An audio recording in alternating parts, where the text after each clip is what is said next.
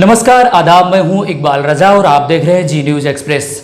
जहां कोरोना जैसी महामारी में हमने अपने चैनल के माध्यम से आप सभी को मिलाया तमाम समाजसेवी और तमाम नेतागण जो कि कोरोना वॉरियर्स के रूप में काम कर रहे हैं, तो वहीं ये सिलसिला लगातार जारी है और हम लोगों के जो भी ज़रूरतमंदों की लोग जो भी समाज में कोरोना वॉरियर्स हैं जो मदद कर रहे हैं उनसे हम आपको रूबरू करवा रहे हैं। तो वहीं आज सुनेंगे, जानेंगे और आपसे हम मिलवाएंगे समाजवादी मुलायम सिंह यूथ ब्रिगेड के प्रदेश अध्यक्ष अनीस राजा जी से।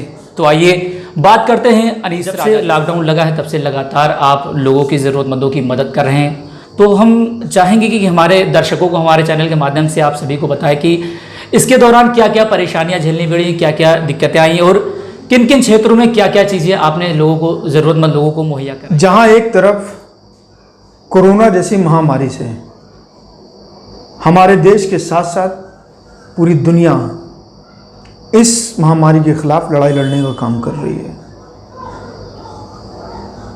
वहीं दूसरी तरफ जब हमारे देश में इस कोरोना वायरस के खिलाफ लड़ाई लड़ने के लिए देश के प्रधानमंत्री जी के आह्वान पर पूरे देश में लॉकडाउन लागू किया गया। जिस दिन लॉकडाउन लागू किया गया उसी दिन माननीय राष्ट्रीय अध्यक्ष श्री अखिलेश यादव जी का एक बयान आया, उन्होंने हम लोगों को निर्देशित करने का काम किया कि कोई भी व्यक्ति भूखा ना रहने पाए और कोई भी व्यक्ति भूखा ना सोने पाए। तब से लेकर के आज तक हम लोग समाजवादी पार्टी का एक एक कार्यकर्ता, एक एक सिपाही, चाहे वो कार्यकर्ता रहा हो, चाहे वो विधायक रहा हो, चाहे वो सांसद रहा हो, चाहे वो कोई भी पदाधिकारी रहा हो, हम तमाम कार्यकर्ता नेता माननीय राष्ट्रीय अध्यक्ष अखिलेश यादव जी के दिशा निर्देश पर लगातार लोगों को राशन पानी की व्यवस्था कराते चले आ रहे हैं। हम ये जानना चाहेंगे कि जो मौजूदा सरकार है, जो इसके जो भी कोरोना वायरस के रूप में जो भी इस महामारी में जिस तरीके से उसकी लड़ाई चल रही है, जो सरकार की जो सुविधाएं दी जा रही हैं, तो उससे आप कितना संतुष्ट हैं, उस पर आपकी क्या राय है? अच्छा, मैं आपसे पूछना चाहता हूँ, सरकार ने सुविधाएं कौन सी दी हैं? आपने लोगों को राशन पहुंचाने के लिए पहले कहा, जब लॉकडाउन की व्यवस्था की गई तो आपने राशन लोगों तक पहुंचाने के लिए आपने विफल हो गए। आपने कहा था फ्री राशन देंगे, लोग किसी भी व्यक्ति को कोई राशन फ्री नहीं मिल रहा है, कुछ लोगों को दे करके पूरा डंका बजाया जा रहा है कि मैं पूरे प्रदेश में रहूं। उसके बाद में आपने जब प्रवासी मजदूर पलायन को मजबूर हुए तो उन्होंने कहा कि मैं बसों की व्यवस्था कर रहा हूं, मैं ट्रेनों की व्यवस्था और सबको फ्री में मैं यहां से भेजने का काम उनको घर करूंगा। तो उसमें भी आप पूरी तरह से फेल हुए। टिकट लेकर के लोग, इस पे हम आपकी राय जानना चाहेंगे कि सरकार के लिए आपकी राय क्या है? सरकार पूरी तरह से विफल हो चुकी है। उसके 3 साल, 3.5 साल का जो भी कार्यकाल रहा उसमें पूरी तरह से उत्तर प्रदेश की सरकार और केंद्र की सरकार जिसका 6 साल हुआ पूरी तरह से उसमें वो फेल हो चुकी है। जी।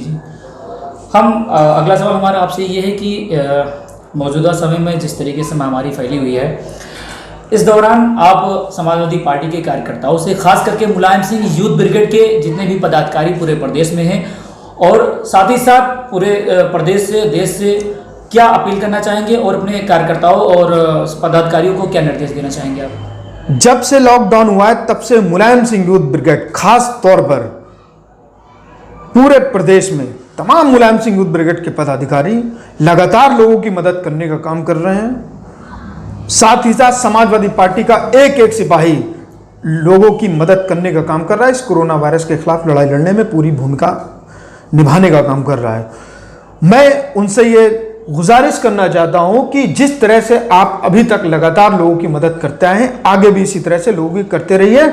और साथ ही साथ वो तमाम जनमानस, वो तमाम साहिब हैसियत लोग, वो तमाम संस्थाएं, तमाम लोगों से मैं गुजारिश करना चाहता हूं, उनको धन्यवाद देना चाहता हूं, उनको मुबारकबाद देना चाहता हूं जो लगातार लोगों की मदद कर रहे हैं। और मैं उनसे गुजारिश करना चाहता हूं कि आगे भी वो इसी तरह से लोगों की मदद करते रहें। जी, और हम ये जानना चाहेंगे जो चलते चलते सबसे अहम सवाल कि आने वाले आगामी 2022 के विधानसभा चुनाव को लेकर समाजवादी पार्टी की क्या तैयारियां और किन मुद्दों पर चुनाव लड़ा जाएगा? समाजवादी पार्टी ने हमेशा गरीब, किसान, मजदूर, महिलाओं, छात्रों, नौजवानों, दलितों, पिछड़ों, मजलूमों, मुसलमानों के हक की लड़ाई लड़ने का काम किया है। और जब इस उत्तर प्रदेश में माननीय अखिलेश यादव जी के नेतृत्व में भी जब 2012 से लेकर के 2017 तक की उनको सरकार चलाने का मौका मिला, तो उन्होंने इन पिछड़े लोगों की मदद करने का काम किया है। पिछले क्या, समाज में रहने वाले एक एक वर्ग के लोगों की मदद करने का काम किया है। उनके हक और उनको न्याय दिलाने का काम उन्होंने किया है। माननीय राष्ट्रीय अध्यक्ष जी ने इस लॉकडाउन के कारण बैठ करके, जहां वो एक तरफ पूरे प्रदेश में लोगों की मदद करवाने का काम कर रहे हैं पार्टी के वर्करों से, और लोगों को 1 लाख जो भी एक्सीडेंटल केसेस आपके सामने हैं, जो भी एक महिला वो दरभंगा तक वो साइकिल चला के गई बच्ची अपने पिताजी को बैठाल करके, उसको भी 1 लाख रुपए की मदद करने का काम किया। जहां पे भी जरूरतमंद लोगों को देख रहे हैं वो उनकी फाइनेंशियली मदद करने का काम कर रहे हैं। जो भी उनसे हो सक रहा है लगभग 50 लोगों की 1-1 लाख रुपए से वो मदद कर चुके हैं। और साथ ही वो संगठन को भी, समाजवादी पार्टी मजबूत करने का काम कर रही है। लेकिन और हमारा मुद्दा विकास का मुद्दा हमेशा रहा है जी, मदद का मुद्दा रहा है, और हमेशा हम लोग विकास के मुद्दे पर चुनाव लड़ते हैं। आगे भी हम लोग विकास के ही मुद्दे पर माननीय अखिलेश यादव जी के नेतृत्व में चुनाव लड़ने का काम करेंगे। कोरोना इसी महामारी में प्रदेश, जैसे कि अभी जो केसेस हैं वो बढ़ रहे हैं, तो प्रदेशवासियों से, साथ ही साथ देशवासियों से आप क्या अपील करना चाहेंगे? मैं उनसे निवेदन करना चाहता हूं कि इस महामारी के खिलाफ तभी हम लोग लड़ाई लड़ सकते हैं जब हम लोग इस लॉकडाउन का, जो सरकार द्वारा लॉकडाउन किया गया है, उसका पूरी तरह से हम लोग पालन करें, अपने घरों में ही रहें, ज़्यादा भीड़ भाड़ वाले इलाके में ना जाएं, और जब बहुत ज़रूरत हो तो हम लोग बाहर निकलें और अपना काम निपटा करके फिर अपने घर आ जाएं। बहुत बहुत धन्यवाद हमसे बात करने के लिए। आप थे मुलायम सिंह यूथ ब्रिगेड के प्रदेश अध्यक्ष अनीस राजा जी, साथ ही राहुल चौहान के साथ मैं इकबाल राजा, जी न्यूज़ एक्सप्रेस, लखनऊ।